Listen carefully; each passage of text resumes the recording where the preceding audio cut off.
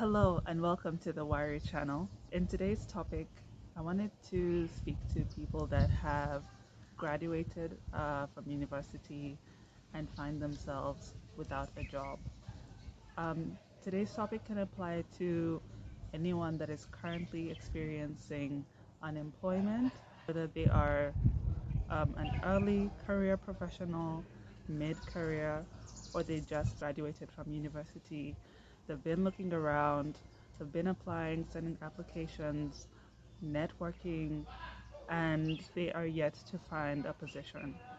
I just want to get into what that experience is like, especially for a fresh graduate, the feelings that are involved, the unique challenges that someone that is unemployed in today's market can face, and perhaps how we can move forward with a new kind of confidence. The first thing I want to say regarding short-term or long-term unemployment is that it's going to be okay. That's one of the first things that I want to say. I also want to acknowledge that as time goes on and weeks become months and months sometimes become years, it is very possible for someone to slip into an experience very similar to the 5 stages of grief. And that's just something that I want to walk through. The different stages, such as denial, anger, bargaining, depression, and then acceptance. For many people, long-term unemployment unfolds in this very pattern. The first couple of weeks, someone may still have an immense drive. At this stage, in between the 1 to 4 weeks, someone might send out many applications, speaking to many different people about the jobs that are out there, what's possible, and still displaying a very strong optimism. Then, after a month or so, with no perceived difference um, in the applications, it starts to hit a bit differently. And that's when the panic sets in. That's also when financial constraints start to be felt. Because if you haven't been paid in several weeks and you still have to live, you still have to eat, you have to pay rent, depending on whether or not you have people relying on you, you may have those obligations as well. So it starts to really bite into the finances that are still there if a job has not materialized in a couple of weeks. At that point, someone might start showing the first signs of depression. Um, this can manifest in many different ways. It can come in form of simple tasks becoming very difficult to do, getting out of bed, being motivated, continuing to send applications, refusing to consider what else might have to be done if the applications are not working out, withdrawing from one's social circle or friends or family in the hope to avoid the inevitable question, what do you do or what are you doing? It is a difficult time, especially as time goes on. It becomes very, very hard. And the trouble with long-term unemployment is that the toll that it takes on the person that's unemployed is often unseen. This is not something that manifests as a broken leg or a flu, something that is very easily diagnosed. And then comes the final stage of acceptance. At this point, it's been several months. A number of applications have been sent, and it's starting to dawn on the person that perhaps a different strategy needs to be taken.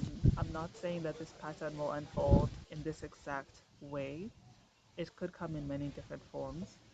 And it's usually at that point that um, during unemployment, the person accepts that they may have to take a different path than they originally thought. This can be scary because many of us, we grow up thinking we want to be this very specific type of thing, this specific role. We go to university, get a diploma, a degree in a field, hoping that when we graduate, we can continue in that field.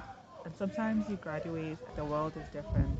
And maybe I can discuss this in another video, that sometimes what universities push for and what employers are looking for are two very different things. There's a discrepancy between what we are pushed to study in school and what the world would find valuable enough to pay for.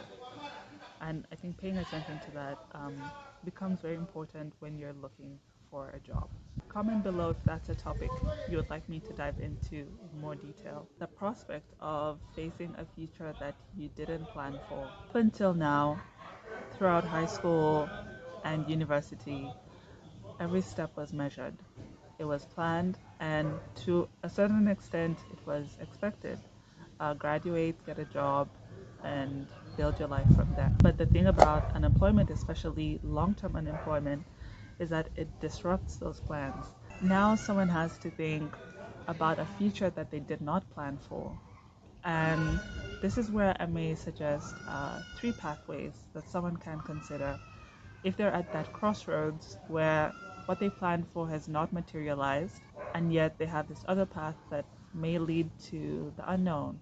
It could be amazing, but currently you don't know what exactly that is. The first step could be entrepreneurship, starting your own business. That is a very glamorized word, and I think sometimes society tends to undermine just how much work goes into starting your own business and doing your own thing.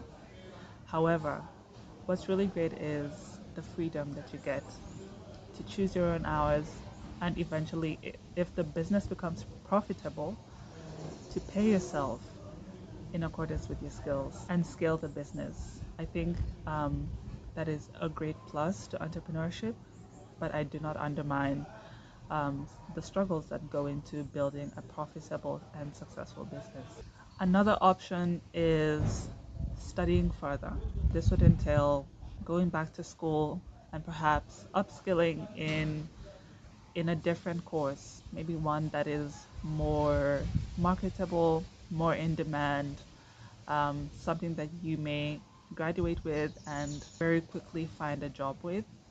That is also an option, and it requires perhaps a different mindset than when people go into uni at 16 or 18, coming back to school with the intention to study a degree that will get you a job as soon as possible.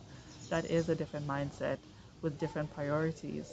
So someone would have to look very carefully at the courses available at the university they go to, the job market, what are people looking for, and just make an informed decision based on what they see before them.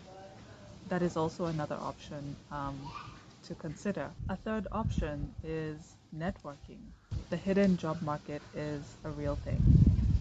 Many of the jobs that people eventually get are actually through referrals and connections. So if you happen to know people in your circle or your friend circle who that might be helpful in helping you get a position, it's worthwhile to find a way to speak to them and show your value and the types of skills that would bring value to a company. Networking can get a bit overwhelming because often the response that you hear will be, I'll get back to you. Sometimes people do get back to you, which is great, but sometimes they don't. And that's just part of the rejections that come with job seeking. You can put yourself out there, and I always believe it's a good idea to put yourself out there. Um, but perhaps, and this could be a separate video on its own, dealing with rejection during the job seeking process is just something that job seekers have to contend with. However, networking continues to be one of the best ways to find a position, and I would encourage speaking to different people, seeking advice, not necessarily asking directly for a position, although that can be good depending on the situation. You just have to play it by ear. But sometimes just seeking advice, volunteering for certain periods of time can be helpful. Although personally, indefinite volunteering can veer into exploitation. If someone does choose to do volunteering, I would advise maybe doing it for a specific period of time that you're comfortable with and that you can sustain given the current financial constraints, and not doing it indefinitely, because the point is to get a job within that process. So volunteering to a certain extent can be good, but I think going too far, it may become a bit exploitative. However, networking continues to be a very good way to just understand the job market, seek advice, meet people, and one never knows what could come of that. Another issue that can come with graduating and not having a job, whether that's for a couple of weeks or a couple of months, is sometimes the judgment that can come from people in our communities. Generally, a lot of value is attached to being employed. Earning an income is attached to survival. So on a very basic level, it does make sense why people attach so much value to being employed. What happens though is that sometimes when someone is unemployed, especially for a long period of time, they might be judged quite negatively by those around them. That can be a very painful experience, um, because many times unemployment is not for a lack of trying, but either a mismatch in skills and expectations between companies and job seekers, or sometimes the market is just trash, for lack of a better word. It can be difficult to get your foot in the door, especially as a fresh graduate. So, one of the ways I think dealing with this kind of judgment is, first of all, seeking a community of people that either understand and empathize with your situation, or are willing to give you the space to discuss what it feels like to be in this situation. A community can be one or two people, it can be a group of fellow job seekers, people with whom you share similar hobbies outside of the whole job seeking process. And that's another thing. Having hobbies that take your mind off, job seeking, financial issues, work stress, and just kind of give you an outlet to release that frustration and maybe that built up emotion, that anger. Having a hobby really goes a long way to regulating difficult emotions and just providing that mental clarity for the entire process of job seeking.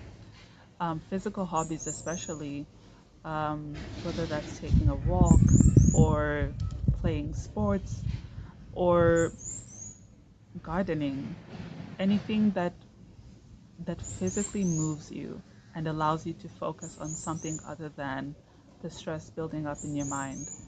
I think that is an excellent way to release that internal tension, alleviate some of the worries, and bring you back to the process refreshed and ready to tackle it maybe from a different angle. So, a difficult part of graduating and not having a job is deciding what happens next. This question take a long time to answer. What I can say is inspiration usually comes from action. So this could mean get yourself moving, get yourself meeting people, get yourself outside. Could start a Substack and write articles on a topic of your interest. You could start a business on something that maybe you've had an interest in for a long time, but maybe you didn't have the space to really consider it up until now. You could consider studying further, get a degree that is highly marketable in a field that employs quickly. If one reframes it, it can be a time of immense positive change. It's just coming at a very inconvenient time. It is very important to do something. At this point, even volunteering would be good because it gets you out there. It gets you interacting with people.